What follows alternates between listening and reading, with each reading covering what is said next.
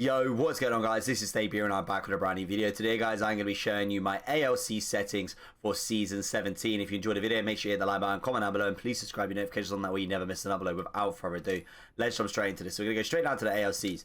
Now, with ALCs, honestly, they're really down to personal preference. I personally would look at the sense that I am running right now and maybe tweak it slightly more to your personal preference. Now, the only thing I will mention is I have a slightly raised right analog stick, and I do have grips on my left analog stick. So the slightly raised does make it a little bit more easier to control. I would recommend to people to get raised thumbsticks because it really does help, especially with the accuracy. But we're going to go straight into it. So dead zone, this is on 5%. This is literally just where it just starts to control my dead zone. So if I don't have this on, my stick drift will kind of like ping around all over the place. It'll kind of look something like that.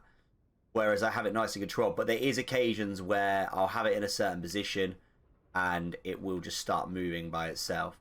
Doesn't happen very often, but that's where it just shows I'm just at the point where I have got control over it, but if I do have it in a certain position, I will still get that stick drift. So I still get quick reactions is what I'm trying to aim for, but I don't like having it too low because it feels really like quick if you don't have any dead zone on it, but that's my personal preference. If you have an older controller, you might want it slightly higher.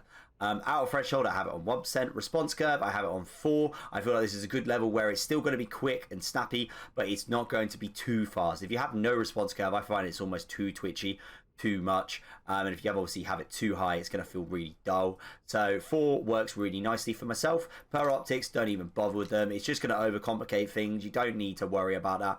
Everyone just needs to just keep to the normal power optics, in my opinion. Yawn and pitch speed, I got yawn looking my left to right, 330. I got pitch speed looking up and down.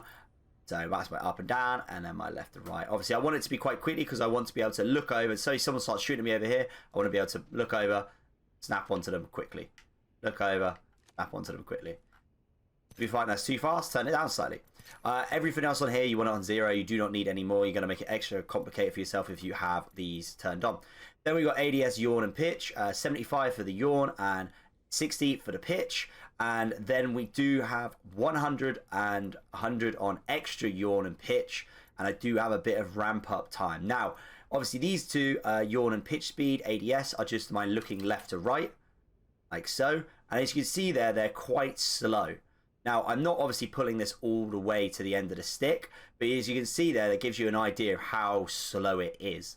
But if I obviously, you know, I'm just trying to aim at a target like that, I don't want it to be too sensitive because then I might end up losing, you know, control of it. I might also then ping myself out of the aim assist zone.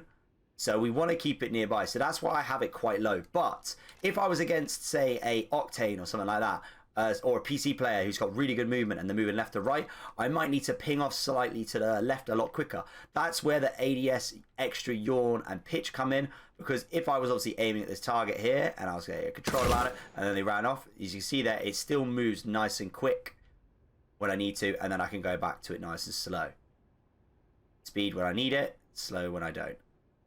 And the good thing about it with the ramp up time, it doesn't just spin off really fast. It gives you that little bit of time just in case you didn't mean to actually go all the way, so you don't lose control of the target and you don't obviously go too far.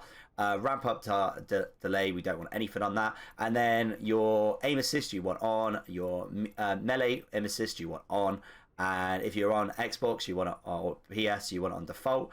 And if you're on PC, you want it on, or you're going to have it on PC. If you're going to play CCs and things like that, Challenger circuits, you might want to practice on PC. But that is all of them. As I say, have a little go on it, tweak it if you need to. But I really recommend these settings. I have been so comfortable on them this season. They feel really nice. But yeah, without further ado, I'm going to shut up. I'll see you all in the next video.